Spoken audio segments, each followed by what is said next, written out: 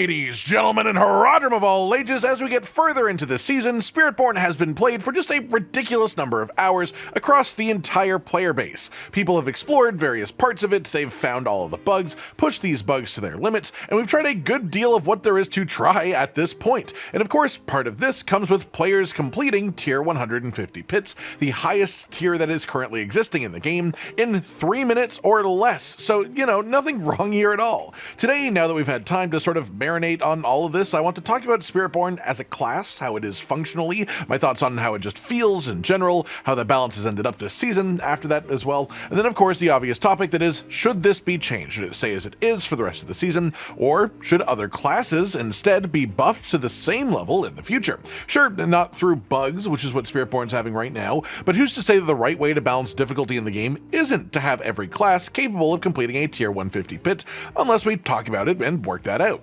Starting off then with the class itself, I absolutely adore the way Spiritborn feels. This class has an incredible amount of potential depth in a perfect world at least, because there are so many options and there is so much variety in things like the Spirit Hall choices and the way that Spiritborn's uniques work as well, from changing skill tags around in various ways to changing your cooldowns to even the unique glaive, which can give you 2 active primary Spirit Hall choices, which is a really neat concept as well for mixing and matching these. The problem with this though is while these are all interesting concepts, they only really work in a world where they are at least reasonably closely balanced. Right now, they are very imbalanced, and so the vast majority of players are using Jaguar primary Spirit Hall and either Gorilla or Jaguar secondary, with the only real exceptions being the ones that need other choices for full functionality, like Gorilla Thorns builds needing Gorilla or Eagle Evade builds obviously needing Eagle. The fact that all of these exist is good of course, but it also shows how little versatility there really is with it, as even if Jaguar Spirit Hall wasn't double dipping with a whole bunch of bugs that it shouldn't be, making it do ridiculous damage, it's the only raw damage upgrade from a Spirit Hall for builds that don't focus around building thorns. Gorilla Spirit Hall's defensive parts have ended up totally irrelevant due to barrier generation and the Earthen Bulwark rune. Eagle is incredibly niche, but I still think totally worth existing, as it functions as the basis for a whole proper build. And then Centipede, the main thing I would think to add to this is like some sort of functionality around poison, either boosting poison damage if you have it selected, or applying its own poisons with every attack, sort of like Thorns through Gorilla Hall. But right now, the current effect is fine, but definitely not used a whole lot.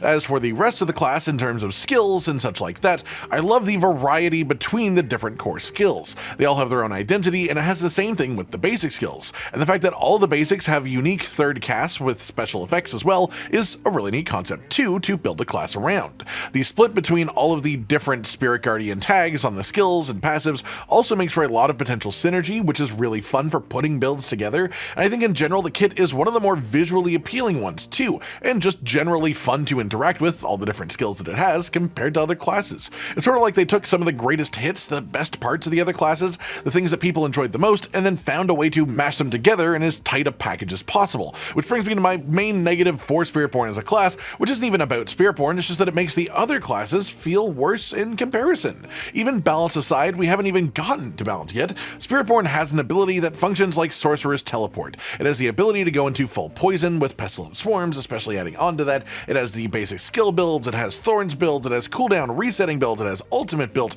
it has big fuck off spell builds. The only thing that it's really missing that other classes have are channeled skills, and especially like a spin to win type of playstyle. But then you get to like evade build, and what is that really but an input spamming variation of a spin to win build functionally anyways? It has so many different variations, and long term that's great, but it makes the other classes feel a little bit lesser in comparison. All that said, now I want to move on to the balance and the bugs for the class, especially with even Rod Ferguson, the general manager of basically everything Diablo, tweeting out a poll asking people for their opinions on whether Spiritborn should be fixed, meaning the bugs that have gone hog wild combining together to make the class do hundreds if not thousands of times more damage than it is supposed to be able to do with perfect gear.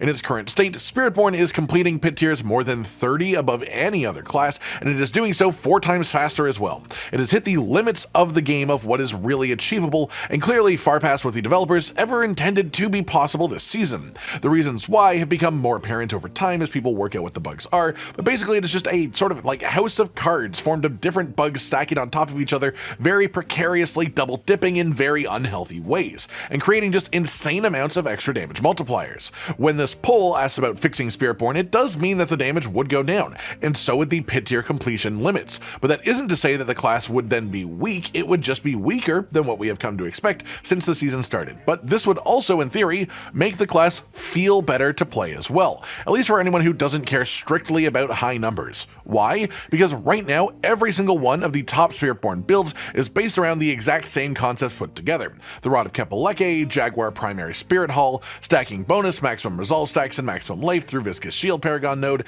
and then stacking crit damage with the redirected force aspect, which isn't supposed to count block chance above 100%, but it does, and so the bonus it gives is just sort of insane. Then the whole interdiction aspect, which gives block chance per resolve stack, which just ties the whole thing together in a really perfect circle of bugginess. And then people obviously just tie this together with things like Banished Lord's Talisman for guaranteed overpowers, or Mystic Circles, which also double dip with a whole lot of other things. And this also just sort of creates a constriction on build creation, massively, because if you lose even a single one of those bugged elements of the best builds, your maximum pit tier completion for a build goes down by 10 tiers, if not 20 tiers, if not 30 tiers, with the highest pit tier completions that I heard of without using Rod of Kepaleke as a base weapon in the first place being 112 or below, which means right now most of the players, even if they are playing technically different builds, are all playing extremely similar builds, and that's because the more creative builds that dive into different parts of the class simply cannot compete with these due to what the current bugs are, due to the way that they scale together and what they scale with best surrounding them.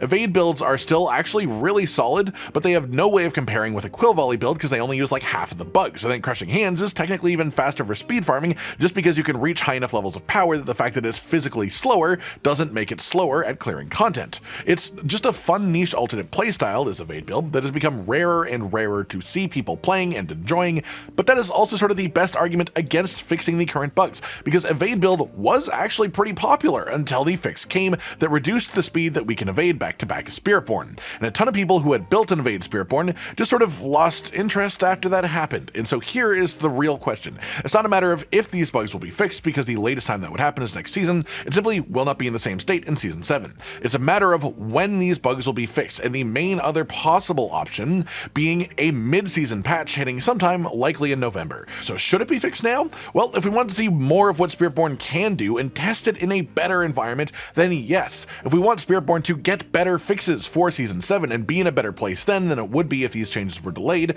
then yes, because we need a first round of changes to see how it would feel to begin with and know what needs to be adjusted in the base playstyle. However, if what we care about is the current season only and keeping people interested in their current builds, then no, Spiritborn has to stay as it is so people don't feel disappointed in all the time they've spent farming. I don't know which of these is the best choice for the game. Each person will likely have their own answer, and then Blizzard will make their own choices around this after the fact. But I would definitely like to take a moment and talk about the third option that we were told wasn't allowed by Rod, which is buffing all of the other classes to the same point of power. Obviously, this probably wouldn't happen this season, as it would take a lot of balancing to achieve, but the argument for this is, what if rather than pit tier 100 being considered impressive for most classes to reach, and tier 150 being beyond unattainable for anyone, at least supposedly, obviously Spiritborn broke that, what if 150 was just attainable for every class? What if the game as a whole was easier to reach the top end? And what if it felt more like a power fantasy blast fest? Because one thing that is undeniable is that there are a lot of people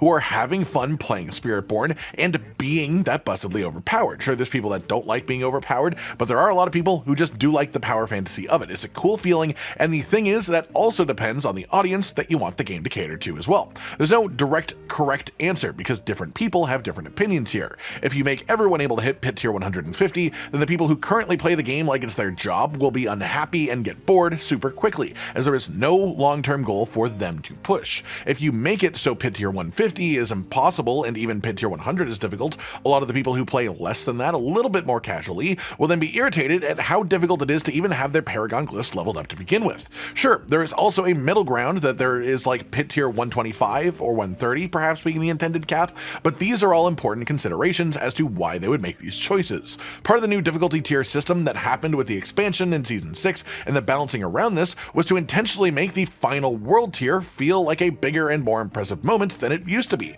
and to make it feel truly rewarding for reaching this. The main issue though is that the Torment 4 got the difficulty boost to make it harder than the old World Tier 4, but that came with what feels to a lot of people like a reward quality drop compared to what we were having even last season. Difficulty went up, rewards went down, and that's what I think the current sort of problem is. If you bring the difficulty down, you have to make the RNG chances of getting good gear a bit harder to achieve. If you make the game harder, you should then make the chances easier, because it has to be an accomplishment in itself to finish these higher tier activities. Right now it feels like we sort of wound up in the middle of all of that with a few wires crossed, and obviously it's a little bit awkward. I think changes need to be made. It's a question of when, and the answer to that is really up to each individual person, with Blizzard just going to listen to what we all say and work off of that. However, the thing that I think is the most important, and that this very clearly shows so far this season, is that regardless of how powerful they want players to actually be in relation to pit tiers or in-game content, the most important thing is to make it so each class feels like it's actually worth playing in comparison to the others for at least some reason. You have to make the classes at least relatively close to each other in power. Obviously this season it was due to a lot of bugs, the class is brand new, but this needs to be something that is fixed in the future and considered a lot harder for future expansions too. As for the rest of it, it's mostly opinion based. This is all I really wanted to talk about today, and of course feel free to leave your own opinions on any of this in the comments down below and be a part of this conversation. And with any luck, the right choices will be made by the developers in the end. Like if you liked the video, subscribe to the notification bell for more, and most importantly, ladies and gentlemen, until next time, stay sweet. Josh, Cotton, and Hollow with the videos, dropping the humor like a hammer on your tippy toes, bringing entertainment on a daily arrangement to take our insanity and turn it into entertainment. Yes, I said entertainment twice, to reiterate that it is nice to look into your faces on a mostly daily basis when you let us in your homes to make the whole world a stage. Goodbye.